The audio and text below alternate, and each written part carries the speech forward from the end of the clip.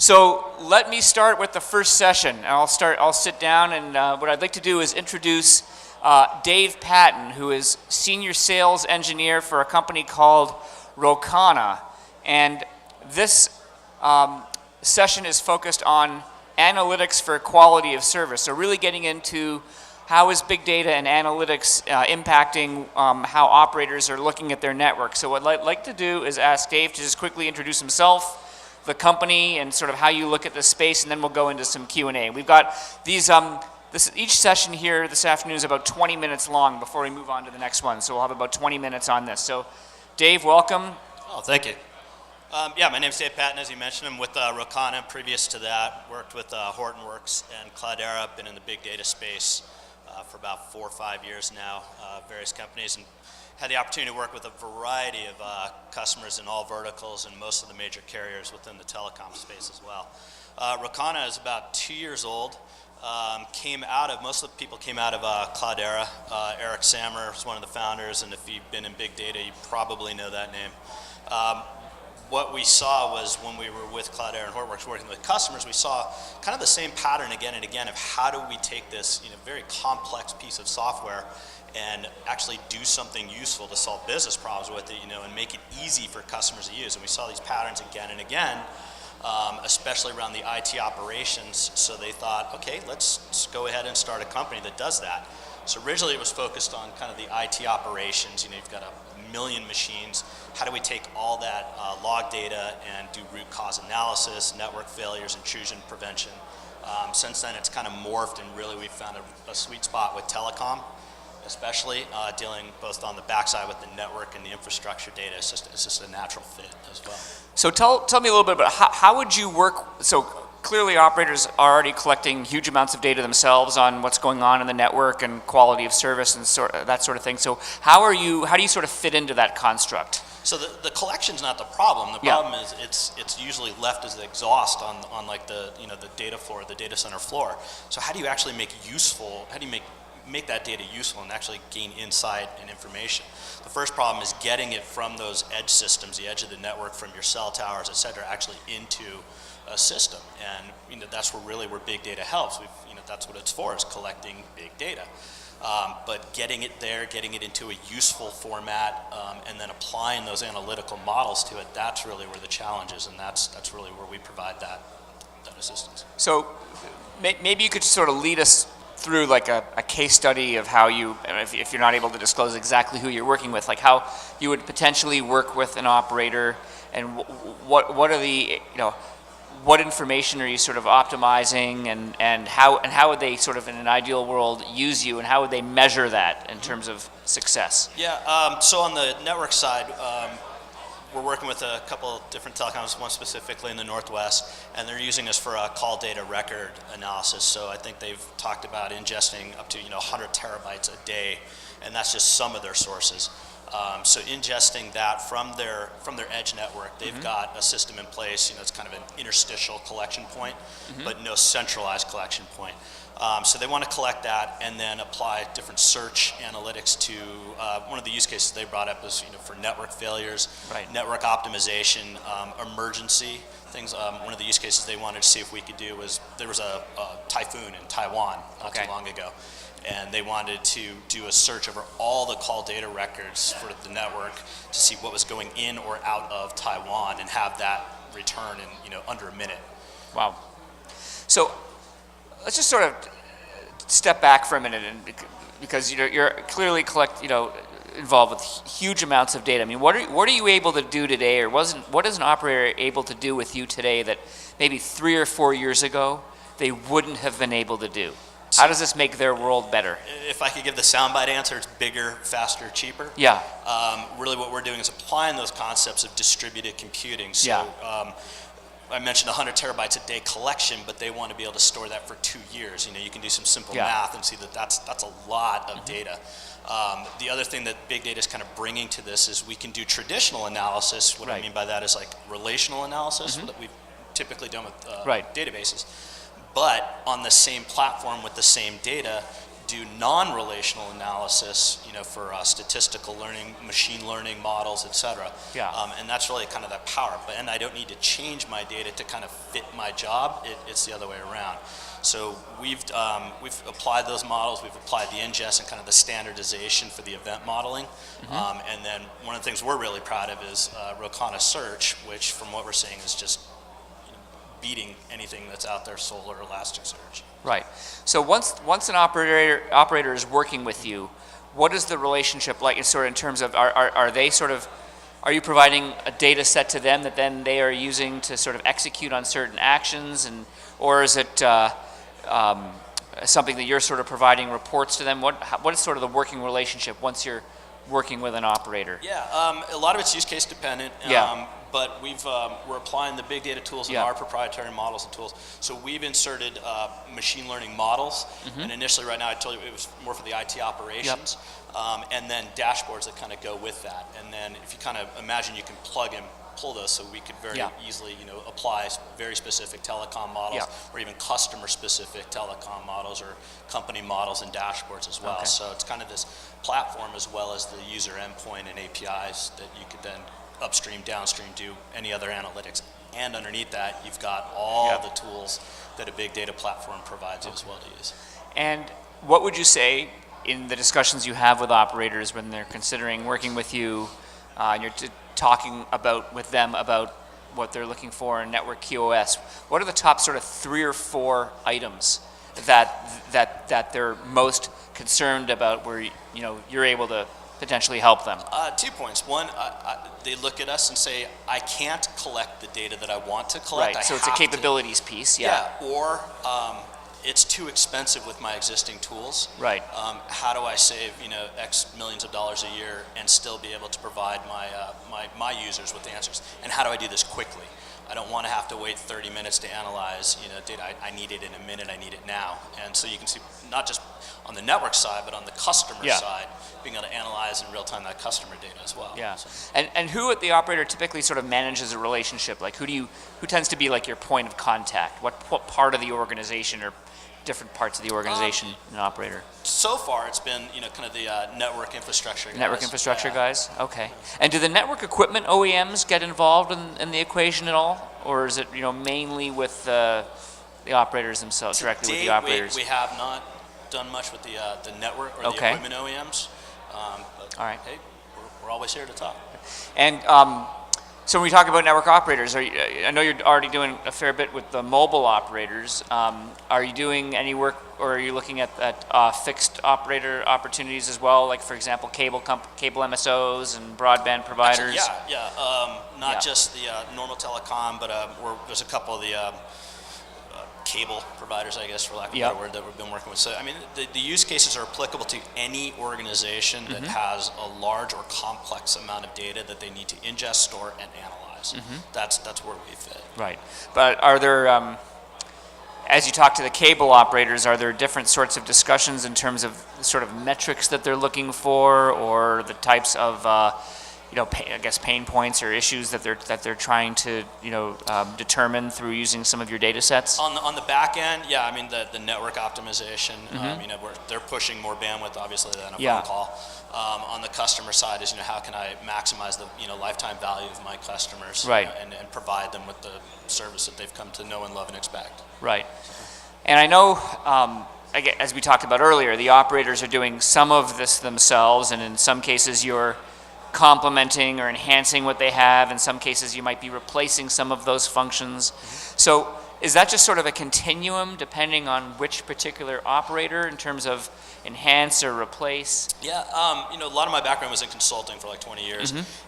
I personally never like to preach a rip and replace. I think there's just too much risk for the customer, too much risk for me as the consultant, too much risk for the company I work for. So it's always kind of let's bring it in and kind of merge. Once we show the value, we can merge it down.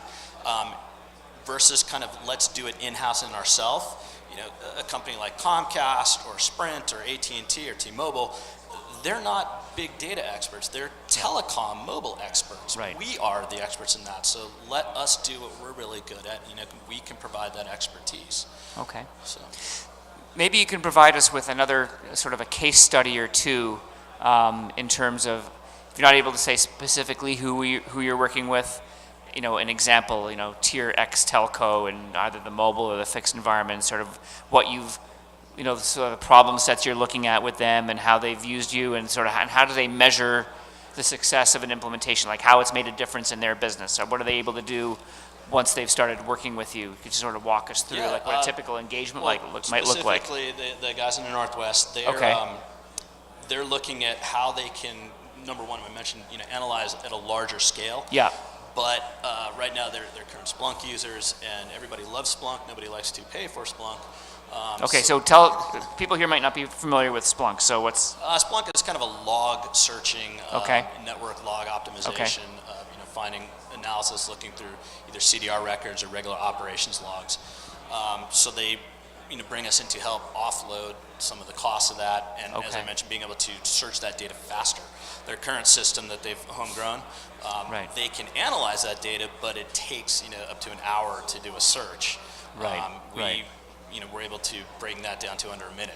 So now they can talk about bringing it into the customer support centers or even in the network operation centers. We need to know now what is going on. I can't wait an hour. Use our product to search across all those CDRs to find root cause analysis for failures, network issues, what have. So that's a very key point to them, is doing it faster and doing it cheaper. Okay. So you talked about that one example in the Pacific Northwest. Any other particular engagements or sort of sweet spots for you in terms of where you might be looking to work with operators? Some we can't talk about that are on the kind of the government side. Sure. One customer we've worked with is a very big home improvement retail. Down in the Midwest. So they've been using it for a lot of they've got POS systems all over. So that's the other sweet kind of vertical we fit into is retail. POS systems, inventory systems, they've got a lot of systems. So how do they make sense of all that data, be able to analyze that at scale? So they've been using us as well. Okay. And tell us a little bit about what your, what does the roadmap look like for the next 6 months to a year in terms of, where's a lot of the energy in the company, product development wise or solution wise, would you say? Improving search. So I mentioned we've developed a new search engine, so improving that, making obviously that better. But I think as in with everything in the big data space, how do we make it easier to use? Applying different machine learning models and making it easier to use for the end user. Right. So the end user being the operator. Yes. Customer. Yeah. How do we give the ability to easily create dashboards or reports, as well as being able to do it at continue that scale and even push that boundary. Right. I think one of the other challenges is also pushing it to the edge. Getting it farther out away from the data centers and into the field. Dealing with sort of for video and other sort of CDN type opportunities. Yeah, dealing with multiple disparate data types that are not textual based, binary data, etc. Yeah. So once an operator is engaged with Rocana and they're working with you with your data, and you talked about the search and the dashboard, is that something they have then sort of in-house and access to that they're sort of managing, or are you sort of always working in consultation with them? Like, what does the relationship look like once you're engaged with them? We provide a white glove service. We unlike a lot of firms, we actually don't have what we consider a professional services. We call it customer success, and it kind of just comes with it. So when you engage us, it's the product, the people, everything, and it's very white glove, very high touch. So from stem to stern, we also provide not just the expertise for doing the ingest and your particular business problem, but one of the biggest hurdles within big data is having that expertise in-house, and we have that, so we can help with that as well. So it's very high touch about getting started, setting up your environment, getting those ingest points, those touch points, looking around what kind of data you want to ingest, and working with the engineers. So it's very hands-on. Okay, and clearly the company's focused on selling into the operator community. When you have discussions with them, because again, they've already been doing some of this all along, but you're providing a faster, better, cheaper sort of solution. What are some of the common questions or objections you receive or challenges that you receive in conversations that those initial conversations where you're just trying to sort of get in the door and get to the next step of the relationship? Well, you mentioned the rip and replace. I already have solution X. Yeah. I don't want to rip and replace. And, Right. and we bring that up. We're not preaching that. We're going to work with you to do offloads eventually. Yeah. And once you see the value of what we can provide, that next logical step will happen. Probably the other biggest question is, I can build it in-house. Well, of course you can, but we're the expertise, we're the experts in that, so let us help you, let us do what we do well. Okay. So we have about 4 minutes before the next session, so I'd love to open it up to folks who are in the room. Anybody, questions? Got somebody with a microphone? This is your opportunity to ask some questions of Rocana and or big data and telcos. Yes, sir. That's not all.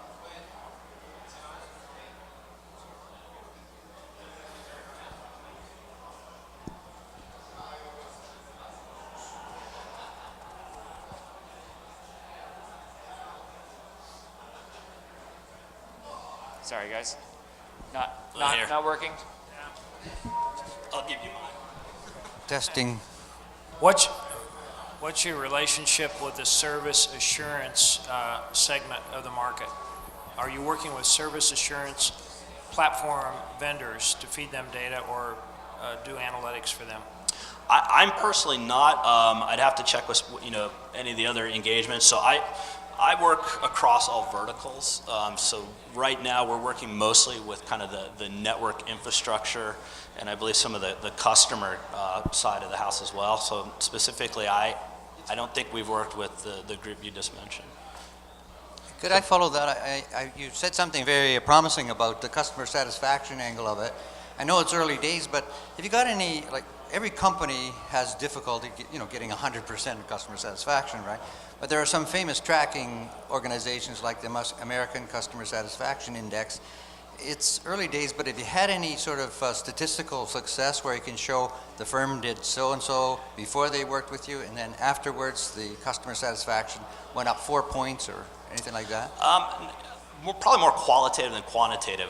My job has kind of been to get in there and get customers started along this journey, and once they want to quantify those with certain metric systems. I haven't been around for that, but I've seen a lot of really good stories and indications in the retail space. There was a company I worked with a few years ago that wanted to, they made a definite improvement in watching the baskets and sales and online sales, customer dropout and improving metrics. I mean, I couldn't quantify it, but there was improvements in that. Other questions? Other questions? Yes, sir.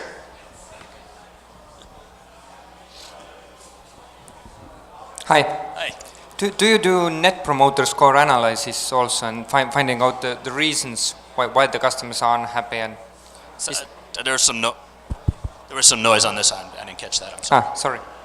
So net promoter score. This is, at least in my area, it's the most used kind of a KPI for evaluating customer satisfaction. Yeah. And then finding the real reasons for this, that why they are unhappy. Is this something that you do and then provide for telco operators? We can definitely apply those models on our system. If it's an industry standard that you're speaking of, an industry standard KPI, that model can definitely be applied. And I think the benefit and the value add that we bring is being able to apply that at a much faster scale, and being able to do more nuanced studies with it, so you can tweak the dial, so to speak, in real time and get those answers as well. Okay. Any other questions? We've got a minute left. All right, then. On that note, I'll say thank you very much to Dave. This was great. Really great introduction to Rocana. So I know that Rocana is present the whole show and has got other speaking roles, and I think there's a booth outside. So definitely check them out. Thank you very much.